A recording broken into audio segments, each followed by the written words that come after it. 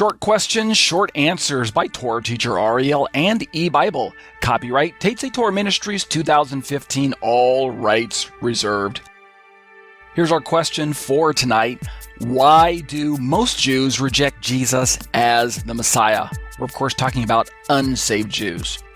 Alright, all still photography used in this video is courtesy of unsplash.com. I am a Messianic Jew and I proudly embrace Yeshua Jesus as my personal Messiah.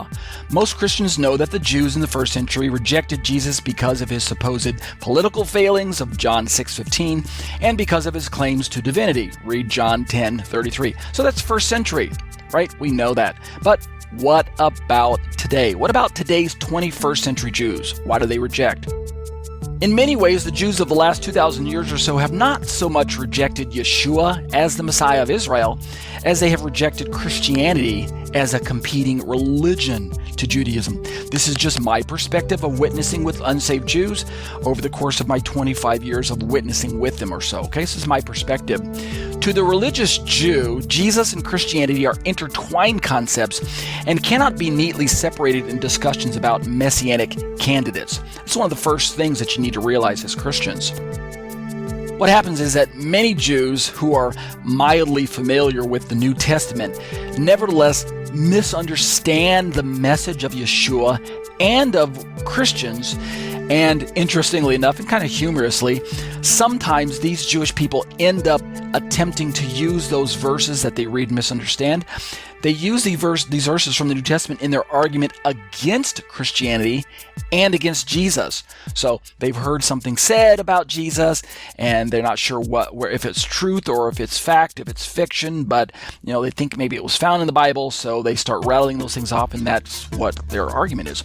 I'm going to attempt to list a few of the Jewish objections that Christians may not have heard of before, with corresponding texts from Jews, followed by my short answer to that objection, with my text supporting my more correct understanding of the text as a believer. Space is only going to let me cover about 3 of the big ones that I often hear from unsaved rabbis. Okay, so just 3 of the big ones that I'm familiar with. I'll quote their objection and the verses that they often quote sometimes. All right, you guys ready? Here we go. Objection number 1, Jesus did not fulfill the Messianic prophecies.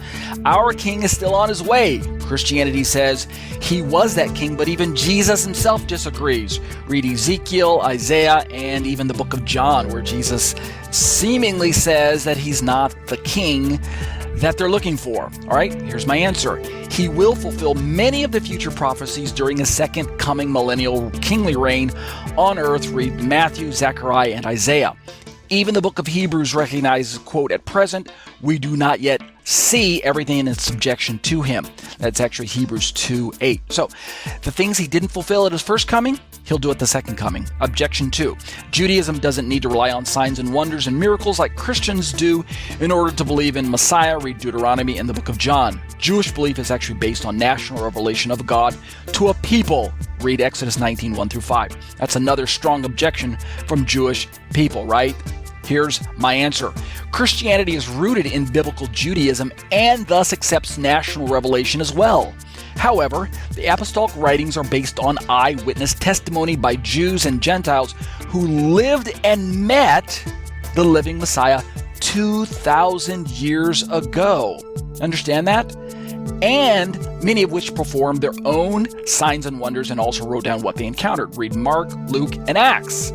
So we have eyewitness account of what took place from Jews. Objection number 3. Judaism believes the Messiah will lead the Jewish people to full Torah observance with a renewed heart. Read Deuteronomy, Isaiah, and Ezekiel. The Torah states that all commandments remain binding forever. Read the book of Psalms. And anyone coming to change the Torah is immediately identified as a false prophet, per Deuteronomy.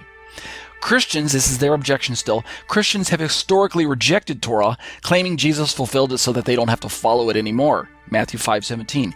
Jesus, as well as Paul and others, violated the Torah and stated its commandments are no longer applicable. Read John, a few places in Romans and Galatians, and a few places in Hebrews. So that's their objection. Here's my answer.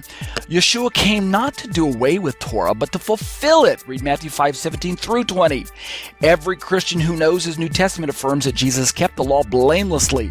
Moreover, Peter, Paul, and the other myriads of other Messianic Jews, read Acts and such, they were Torah observant. Paul teaches that all true believers, even Gentile Christians, are in fact fulfilling the Torah's true intention. Read Romans and Galatians. So fulfill in the Matthew 5 passage must be shown not to mean abolish, but to mean whoever does them and teaches them will be called great in the kingdom of heaven. Yeshua came to fulfill Torah's deepest heart requirements by empowering Christians to keep the fullest measure of meaning and purpose to the commandments. He also became the fullness of the sacrificial system's substitutionary atonement.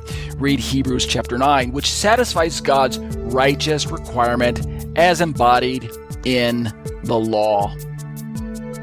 Check out my podcasts, which are available on iTunes. You can search for me in the store under the search term Ariel Hanavi.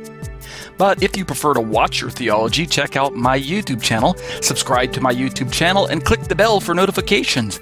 New content is added weekly or even daily.